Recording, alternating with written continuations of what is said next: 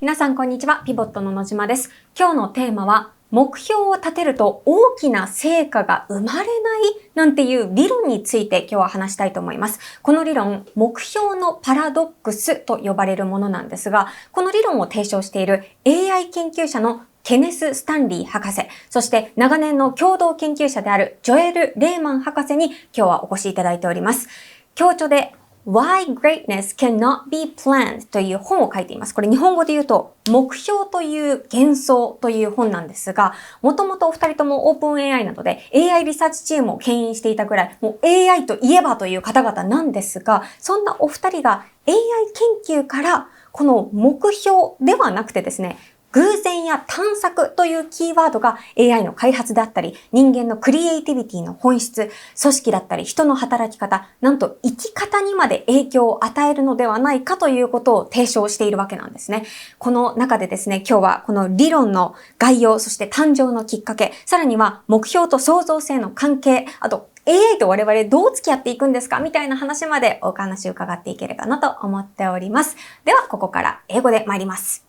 So, welcome, Dr. Stanley and Dr. Lehman. Welcome to PIVOT. Great to be here. Thanks for having us. Thank you so much. I'm very honored to have you two here. I'm Ken Stanley, and I'm a longtime AI researcher. Yes. I have been involved in many different aspects of academia and industry, from being a professor to working at several different companies, including OpenAI. I also ran research in core AI research at Uber for a while. I started a company called Geometric Intelligence that was acquired by Uber. And I'm currently the senior vice president of what's called open-endedness at Lila Sciences, and where I'm leading research in an area of AI called open-endedness. Yes, thank you so much. Hi, I'm Joel Lehman, and I've been a long-time AI researcher as well, and a long-time collaborator of Ken.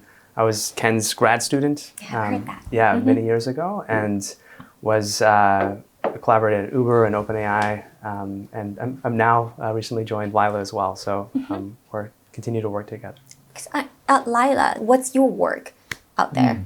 Yeah, so we've started an open-endedness team at Lila, and the goal of our team is to help with the automation of science. So Lila as a whole, as a company, is trying to basically automate the wheel of science so that a computer can actually do everything that scientists do in the entire cycle of scientific discovery. And that means, in the wheel of science, there's like hypothesis formation and then running an experiment to validate the hypothesis. And then there's the actual implementation of the experiment, maybe with even robots. Collecting results, analyzing results, and then eventually get more hypotheses. And this is like a wheel that goes round and round and round, and that's where all of science comes from. And our team is specifically focused on where do the ideas come from of what we should even do. So like, where do the hypotheses come from? So yeah, because everything else is kind of easy to see how AI could do it. Like once you have a hypothesis, like AI could figure out how to validate the hypothesis. But where did the hypothesis come from?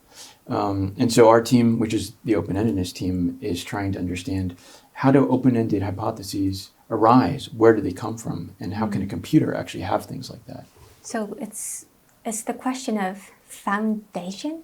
Is it the right word? I mean, it's the fundamental, right? That question is. It's very fundamental. Yeah, I mean, it's really about creativity. Like, where does creativity come from? I mean, humans are creative. So how can we make machines have the same creativity that leads to things like the theory of relativity or something like that? Could a computer do things like that? Interesting. So it's kind of a big question. And before we go dive into that theory, I'd like to ask you guys about AI's progress right now. I mean, it's been like really rapidly going like fast. I mean, I can't catch up with that. Like, how do you two see that progress because you two are been in this industry for like so many years? It's crazy how fast it's going. There are research papers every day, and it's hard to keep up with, and it's spreading through society at an enormous rate. And so the question is like, how will this rate of progress continue? Is there some kind of wall that eventually this flavor of AI will encounter? and how it will impact society. Like, it's really a lot to think about. I mean, I think the rate of progress is kind of shocking for someone in my generation, because, you know, when I started out doing AI research, it was really just a small community of academic researchers. And some point recently, the entire world started to care.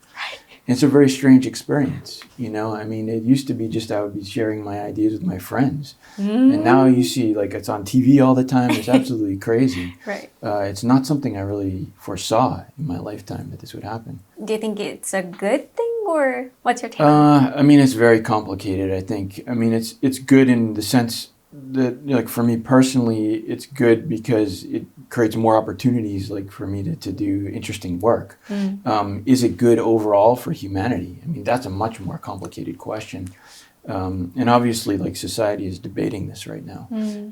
I think there are many good things that can come from it, like scientific discovery. But obviously, there are also bad things that can come of it. So, I mean, a lot of the discussion is how we can make sure that the good things happen and the bad things don't happen. Exactly.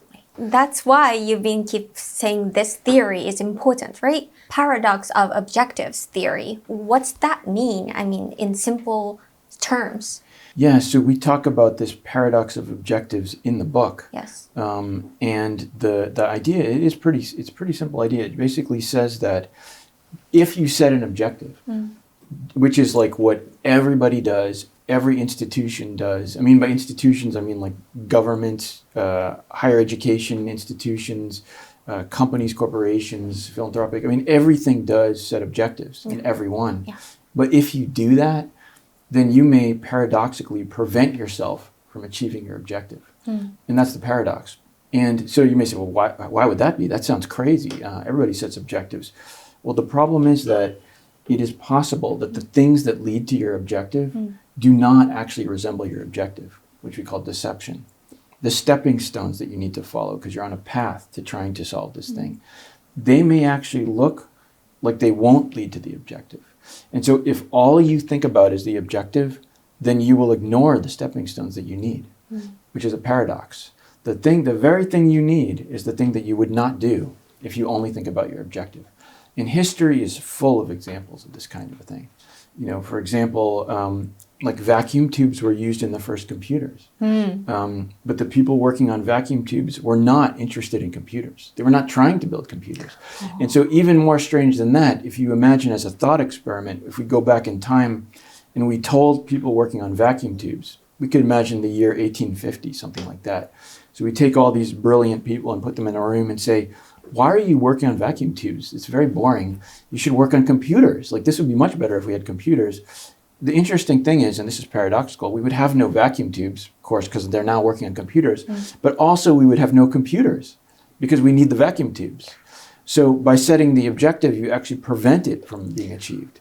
And that's the paradox of objectives. And it clearly affects all of society because we're so obsessed with objectives. But the book's title is Why Greatness Cannot Be Planned, right? So if that kind of goal that I set, like, you know, I want to be, a millionaire or whatever, but that kind of goal is, I don't know if you guys gonna define it as a greatness, but what's the line of greatness? What would you say to that? Yeah, so an important bit of nuance for the message of the book is that there are some objectives that are well and good, like modest objectives, like going from version 1.0 of a software to version 1.1, something where you know the stepping stones that go from there to there because more or less you've done it before.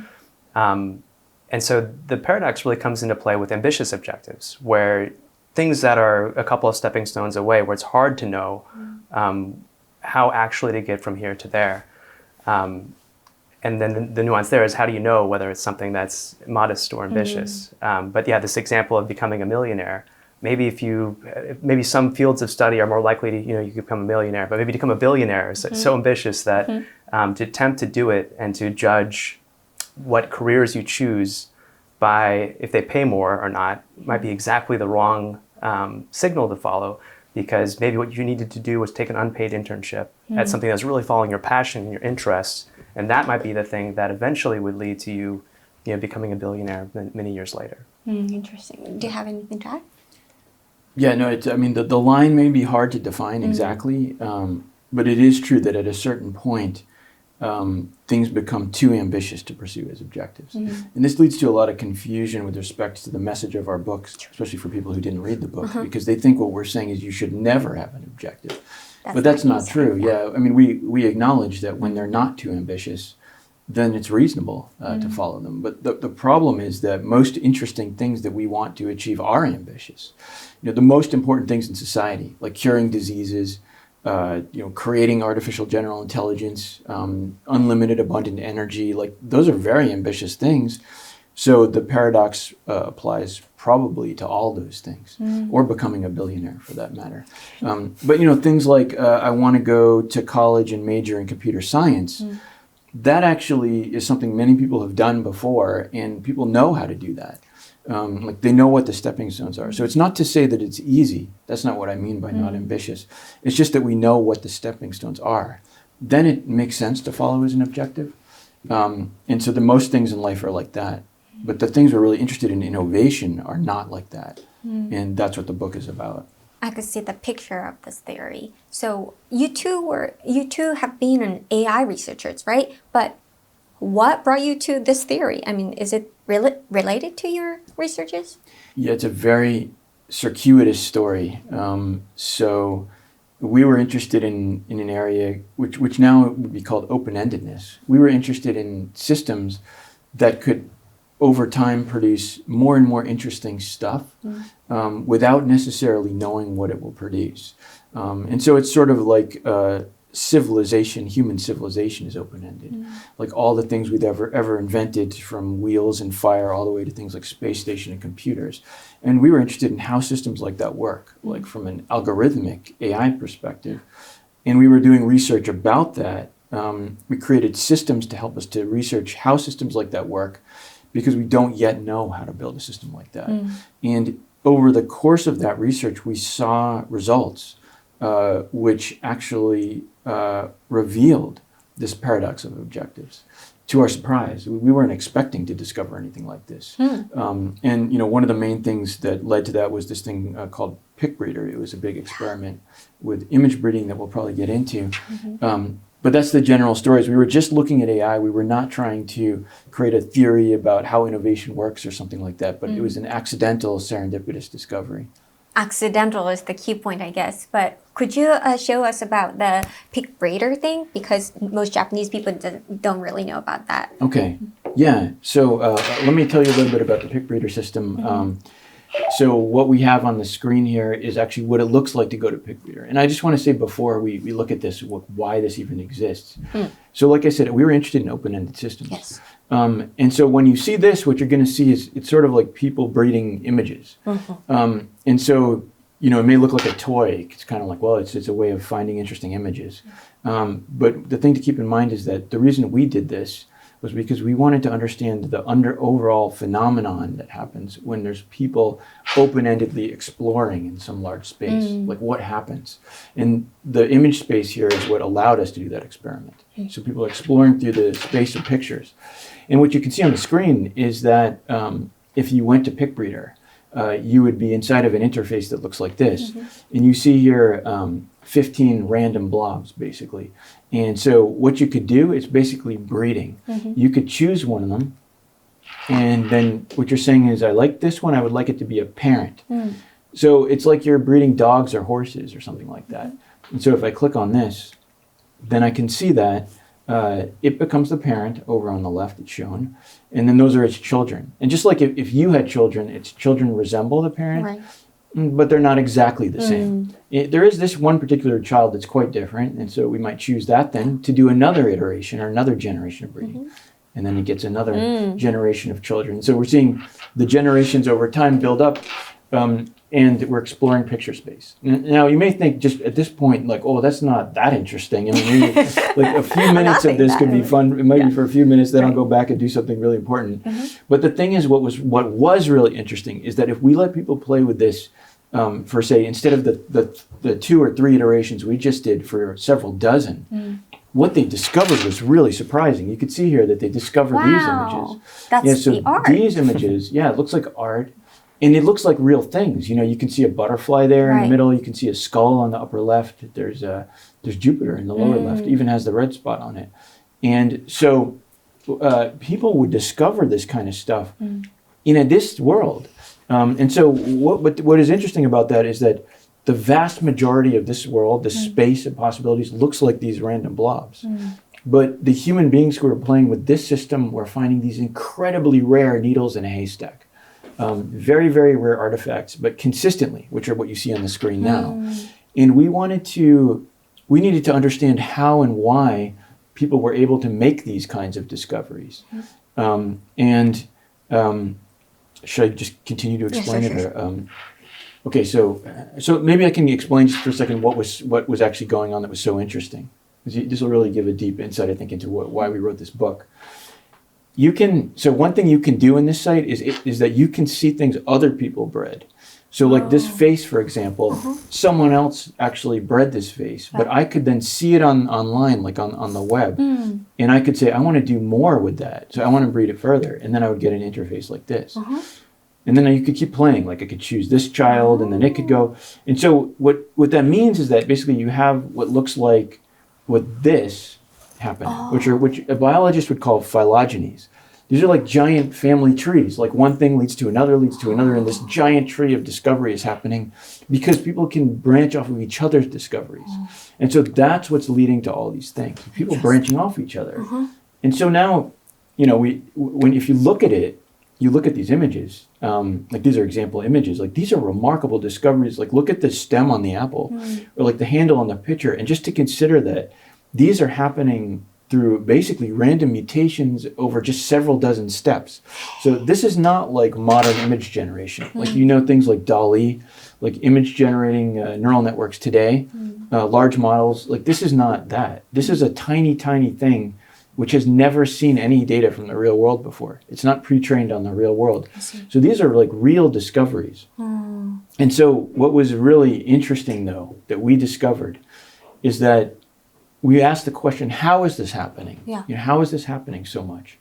And it turns out that the way that this happens is that people only discover these images when they're not looking for them. Is that totally weird? Here, let me actually skip forward here. But like what happens? So like we can see that, actually, I'll tell the story here. So here's an example of what I mean by not looking for them. Like how was this car discovered? So you might think that somebody started out with some random blobs and then they selected things to look more and more like the car. Like that's what you might think. But that's not what happened here. And I know that because I'm the one who discovered the car. So I know this story. Oh, you made this one. I found this car, and actually this led to all of the book and everything. The discovery of this car. Okay. Because like what happened was I started out looking at this, which someone else had created. Like it was someone else's discovery, this alien face. I thought it was an alien face. But like, some people think it's a frog. Yeah, I thought it was a frog. You thought it was a frog. That's a common response. But to me, it looked like E.T., which is like this movie from the 80s. You could say that. So I thought it's E.T. So I thought I'm going to get lots of aliens. But then what happened? Like the eyes turned out to go down and become wheels. You see how the eyes and the wheels are related there? And like while I was doing it, the eyes slowly started going down. And at some point, I just realized that they could be wheels. And then I was able to steer it to the car. And so what's so strange about that story is that basically it means that if you think about it, the only way that I could ever have gotten this car was by not trying to get a car. You know, because if I was trying to get a car, I would not choose an alien because an alien's not a car. So the only reason I chose the alien was because I was not thinking about cars. So this is very paradoxical. Like the only way to do this would be by not trying to do it. And we looked at more examples that other people had discovered, and we found the same story over and over and over again. So you might think that that was a special case. Like most discoveries can't work that way, but in fact, they all work that way. Like the only way to find things is by not looking for them. Because the stepping stones never resemble the final product. But what happens when you set a goal? Like, you know, I want to find a frog. Oh, yeah. You would fail. I would? Yeah, because... For sure? Almost 100%? for sure. Almost for 99%. Okay. Yeah, because look, like you can see that the things that lead to things don't resemble those things. So if you were trying to follow the heuristic that you're saying, which is basically, I'll just choose things that look more and more like a frog, it would actually not lead to a frog. It would get you stuck. What computer scientists would call a local optimum. A local optimum. Local optimum. Like you're kind of like on a local hill where the only ways that you can go from there are down. And so you're stuck, basically. There's no more up. And so that would happen to you because this space is, and the word deceptive comes up again. Like it's, actually we have a picture of this. Deception is the reason that it has this property is that the things that lead to things you want don't look like the things you want. So like you need to go through that donut at generation 20 to get to a skull. Well, if you saw a donut, then would you choose it if you wanted a skull? Like you wouldn't choose donuts if you want skulls, but you should choose the donut. So it's like the exact opposite. It's deceptive. And so this is like, so you would think, oh, well, if I want a skull, I could do it. I could just choose things that look more like skulls, but that would be the wrong thing to do. So you wouldn't get a skull. So the only people who are successful are the people who are not worried about where they're going. And, for me, when I saw this, when I first observed this phenomenon, I became obsessed with this because I had been taught, through all of my education as a computer scientist, as an engineer, that the way that you do things is you do try to aim for something. Like you do have different words for this, like top-down design or bottom-up design or gradient or following a gradient, optimization. They all involve like there's an objective and I need to go towards it. And I was thinking, how does this relate to that? Like this is the exact opposite. Like the only way to do things is by not trying to do them. And so I thought about this a lot. And then Joel came into the picture and I started talking to him about this. We started to realize that there's a deeper principle here than just Picbreeder. Like this is not just about breeding pictures. This is about how the actual world works, like our world. Because all hard things are deceptive. Like if you think about it, what does it mean for a problem to be hard? Like it means that you don't know the stepping stones. Like obviously if you knew the stepping stones, you wouldn't call it a hard problem. It has to be an easy problem. Sure. So the only problems, the interesting problems in the world are the ones that are hard to solve, and they all will have the property of deception. And so that means that this Picbreeder phenomenon that you can only find things by not looking for them will generally apply to hard problems across the board. And it's true in AI, like algorithms in AI are often objectively driven. So you'd say, like, we need to get to here, so we're going to follow some gradient to that point. But it's true across society, too, that we tend to, and this is why we wrote the book, in society, we tend to do everything by setting objectives. And so this lesson is suggesting that that's a big mistake. Like, there's much innovative potential that's being missed by spending all of our mental effort on just trying to get to a singular objective. And there's a different way that we could actually be pursuing innovative insight. Interesting. So Joel, when you first listened to this theory, what was your take on that? Yeah, I remember the first meeting that Ken and I had, so I was a grad student of Ken's, he was laying out the idea for this, and I think my first reaction was like, what did I get myself into? I think, but I mean, it was a really compelling, interesting idea, and Ken is a very philosophical thinker, and through talking about it, I got really excited as well, and it's been a real pleasure to get to work with this kind of work. Yeah. What's your take on the deceptive part? I mean, why deceptive thing happens to us? I mean, when we set a goal, deceptiveness will be distract us? Would you say that? It distracts us. Yeah, that's right. Yeah. Why does that happen? So it happens because for two reasons. One is that when we're searching for a solution to a problem, we're looking in this space of solutions. So in the Picbreeder example, it's the space of different neural networks. But you could think in general of when we're searching for a solution to a problem, imagine like a big room of possibilities. And the structure of that space is sometimes counterintuitive. Like Ken mentioned earlier with the vacuum tube in computers, the room is set up such that vacuum tubes is near computers. But when you think of computers, it's not that it kind of points backwards that way. The end goal doesn't really tell you, doesn't broadcast to you what the stepping stones are that lead to it. And so it's basically a property of that in different complex spaces that we're searching through, the space of ideas, the space of scientific discoveries, it's not organized in a really convenient way for us, where one thing obviously leads to the next thing on a single kind of increasing path of similarity to the thing we want to find.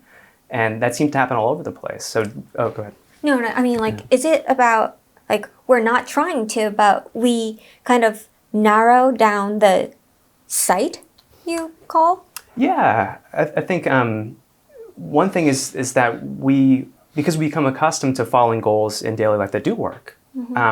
So if I want to take a sip of water, I know how to do that. If I want to, like Ken said, go to college or something, it's not easy maybe to do it, but I can go and I know the steps to it.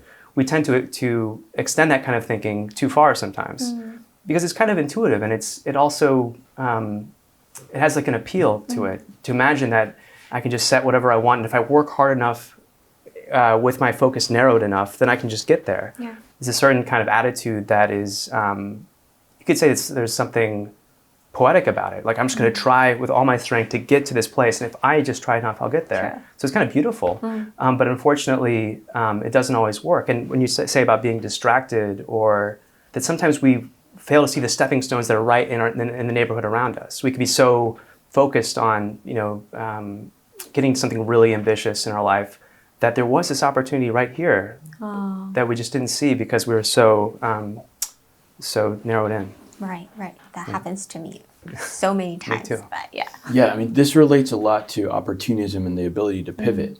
Like to see that there is something off the path that you thought you were on, but it's a huge opportunity, and the ability then to pivot and adjust. That's a non-objective type of behavior.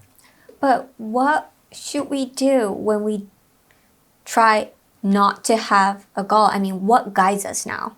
Yeah, I mean, everybody worries about that when they hear about this. It's like, well, what am I supposed to do? Well, the first thing is I think you should take into account, or people should take into account, that when the goal doesn't help you, it's just a security blanket. It's just making you feel better, because like if it is deceptive, it's not helping you. It's not telling you what to do. It's just making you feel like you're doing something, knowing what you're trying to do. And so it's no better than the alternative which most people would assume is just being random. But the important point, though, is that we are not advocating being random. Obviously, just random search is not a good approach to life. So like to do random things all the time. Rather, what we're saying is that you should do things because they're interesting. Like if you look back at the choices that people make that lead to the things that were discovered in Picbreeder, like these intermediate stepping stones, people didn't choose those randomly. They chose those because they were interesting, independent from where they were going to lead. And the thing that I think we don't give ourselves as human beings enough credit for is that we're very good at identifying interesting stepping stones. Like that this is a really interesting thing, even though I can't tell you where I'm going to go with this, but I just know. Like the thing that I think about is when the iPad first came out. Like when the iPad first came out, there were people actually sleeping on the street, like lines all the way down the street at night with people sleeping there waiting for the store to open. And the question I have is, why were they camping out in line? Do we think it's because all the things that the iPad did are so impressive? Or it's because people had an intuition that all kinds of new things are now possible, even though we don't know what they are. That's the thing that makes people sleep on the street, is they realize that a whole new world has opened up. It's a playground. And that's what people are very sensitive to intuitively. People are very insensitive to new playgrounds opening up, new potential, new opportunities. That's why there's so much obsession with large language models now. It's opening up a new playground. And so it's not just do things randomly. It's do things because they open up new opportunities, even though I don't know what those opportunities are going to be yet. And often the first person to identify a new playground is the one who ends up capitalizing on it the most, just because there's lots of low-hanging fruit when it's the first person.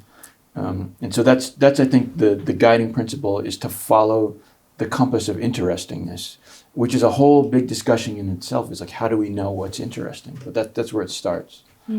My heart is kind of lightened now. Oh, good. It's great. Good Wow. to hear. Good. But, like we can't find the right thing, or like it's not right, or it's right. But we can find something interesting that you say. How do you define interestingness to you? I mean, what would you say to them? Well, I think it's like a subjective feeling that each of us has in different ways towards different things.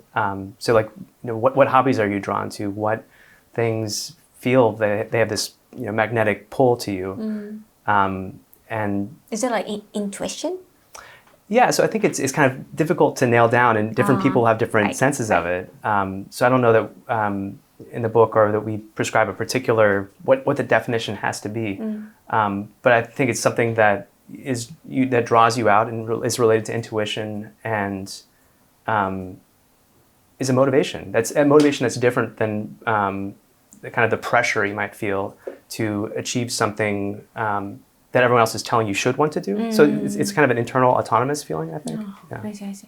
I would add to that one thing that's important to understand about interestingness is that your ability to sense what's interesting for you is an enormously complex aspect of who you are. It may be the single most important thing that you're able to do.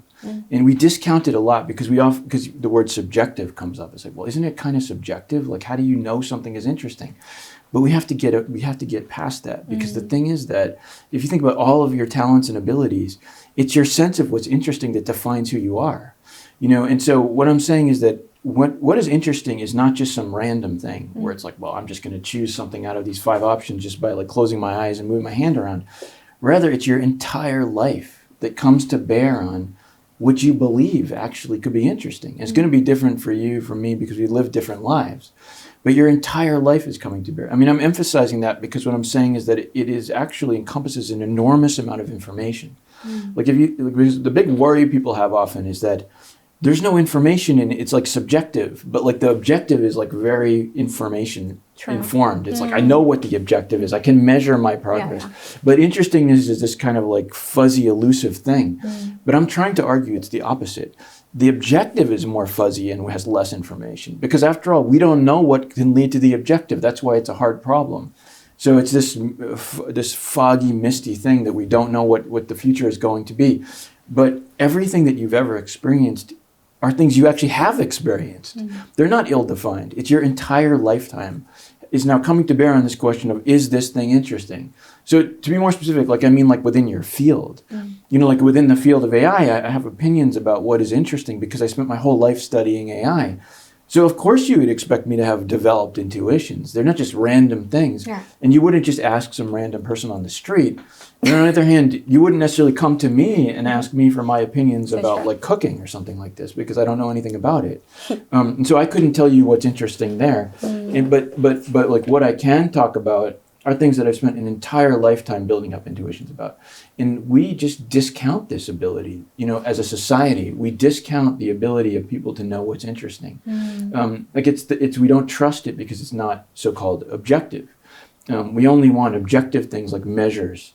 And if I come to someone and say, if I come to a manager or my boss and I say, I think we should do this because it's interesting, my boss would say I'm no. not going to give you money just because you find it interesting. Exactly. Like, that's completely subjective. Like, show me some metrics. How does it affect the bottom line? But what I'm saying is that by doing that to ourselves, we're missing our most important talent, which is that after some number of decades of thinking about a topic, you actually do have really interesting opinions. And they actually do matter, and they're how we decide on which direction is going to lead to innovation in the future.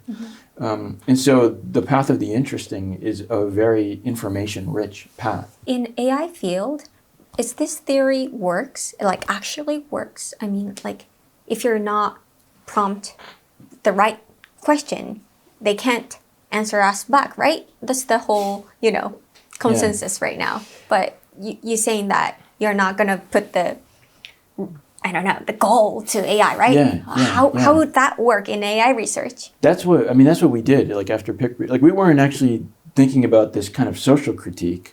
Like after the Picbreeder stuff, we were thinking directly, like, how can we apply this to AI and create algorithms that respect this objective paradox? And that's what led to this idea of novelty search, which Joel led. I should turn it to Joel. He can talk about what it actually was. Thank you.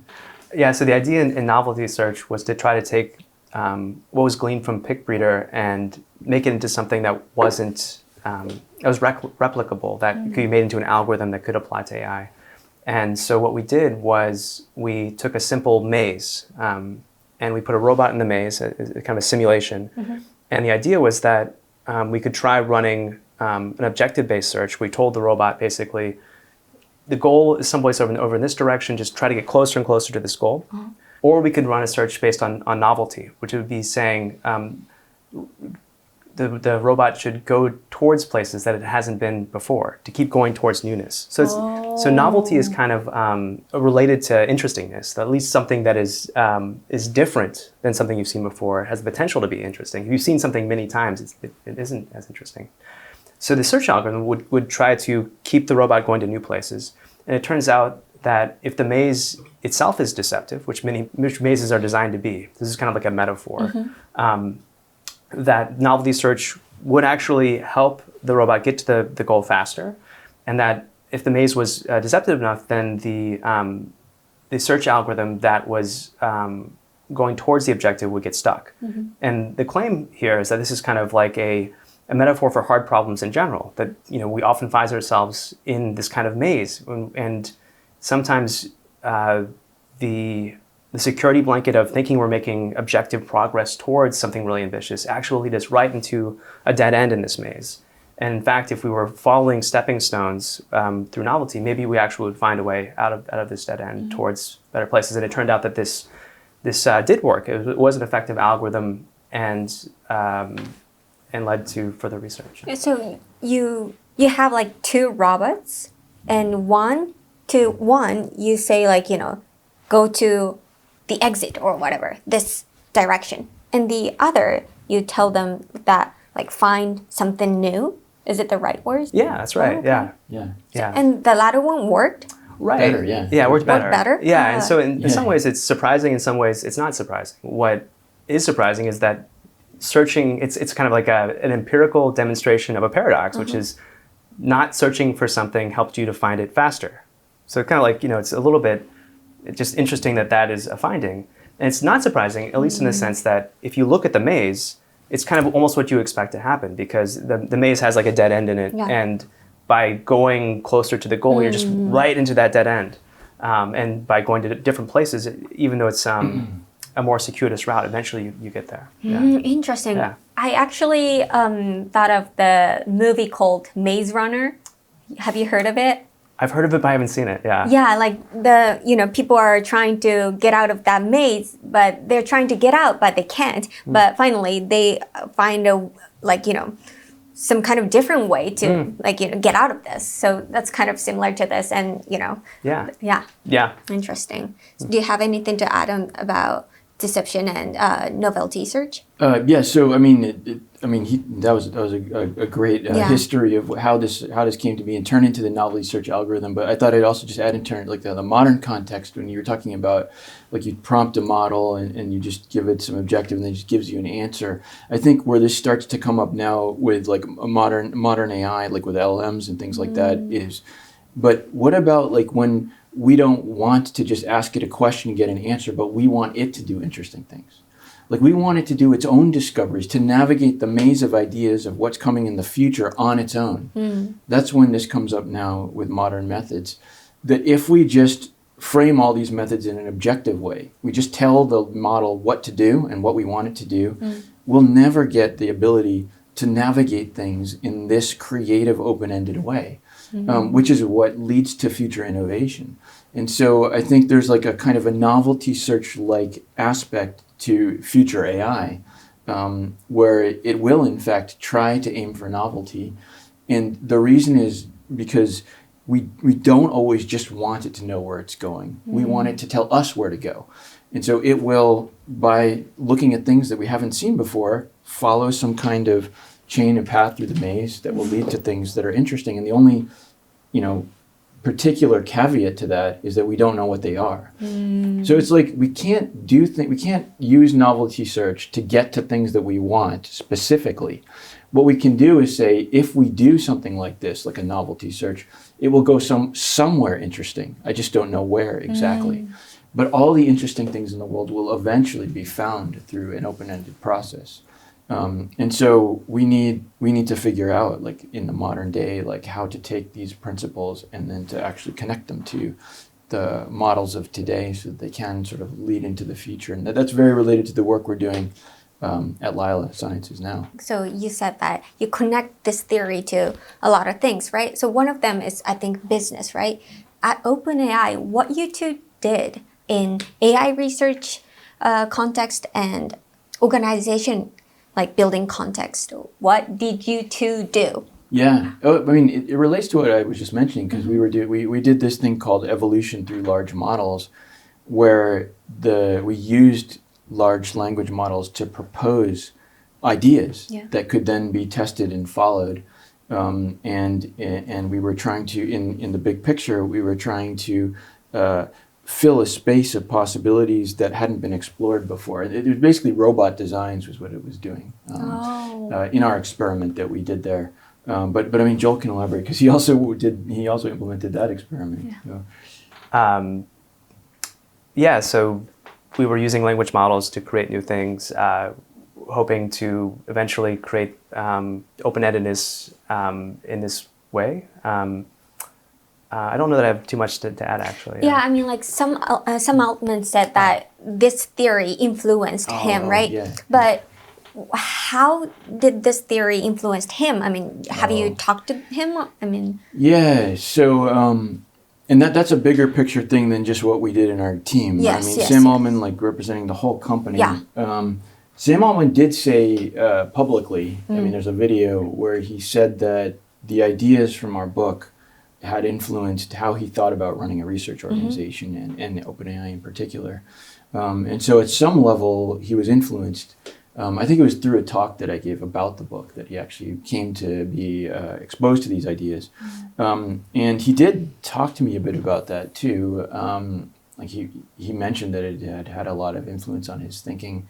And so I think, what he said was that it related to the idea that there does need to be a lot of exploration. And we can't always just be driven by goals. And we need to not have all our eggs in one basket. And he had several things that he mentioned. I actually don't think that, like, OpenAI itself as a company is not like a direct application of our book to a company. Like, I wouldn't look at it like that at all. There's a lot of influences at OpenAI that go well beyond just our book. But it's one influence which he's acknowledged. And I think it probably did have some indirect influence. If you look at some of the events that happened over the course of the history of the company, like one thing that I think is really interesting, and I was not involved in this. It preceded our time there, but was that they decided to create GPT-2. GPT-2, which is not famous, was a language model that required some investment. And if you look at GPT-1, like it's not good at anything. It's pretty much a horrible model for doing anything useful. And so for someone to have the courage to say, this is interesting and novel, which is exactly the kind of thing that we're advocating in the book. Let's invest more in this thing. Most companies would never do that. True. It's like, this thing just is bad at every benchmark and it's not good for anything, but let's actually spend a lot of money and do more. That looks to me like culturally, like kind of this kind of thing that we're advocating. It's a very interesting and courageous move to do that. I can't say explicitly that it was directly because of our book, but I think it reflects culturally at least a willingness to do things because they're interesting. And doing things because they're interesting is not a small thing. I mean, because it takes money to do things. And so it's like a very deliberate decision that we're literally going to spend maybe millions of dollars without knowing what it's going to give us. Like that takes real courage. But you can see that led to ChatGPT and everything that we see today. So it was a very important decision. True. But in organization context, what's your take on KPIs? Because we keep saying that like in everyday life. So what would you say to them? I mean, we have KPIs. Sure. Well, I think it might depend on the type of KPI. Like in situations where what you're trying to do is explicitly innovate, I think OKRs and KPIs. But the biggest danger to innovation is not complacency, it's fear. Why do you think that Japan is like not innovative country right now? But I think it's likely to be a part of any explanation of slowing innovation is slowing risk-taking. One thing I can guarantee you is that if you don't follow your interests, you won't do anything interesting. How do you two see the U.S. society right now? As it relates to innovation, that there's sometimes we venerate people who do something differently. I guess one reason in writing the book, I guess, is to help spread a message, embracing failure sometimes. And I mean, ultimately, for everybody, it takes courage. There's no question. Like doing things that go against the grain actually takes real courage. This is not just a problem in Japan; it's a problem everywhere. この動画の続きはアプリとウェブで限定公開中。続きを見たい方はこちらをクリック。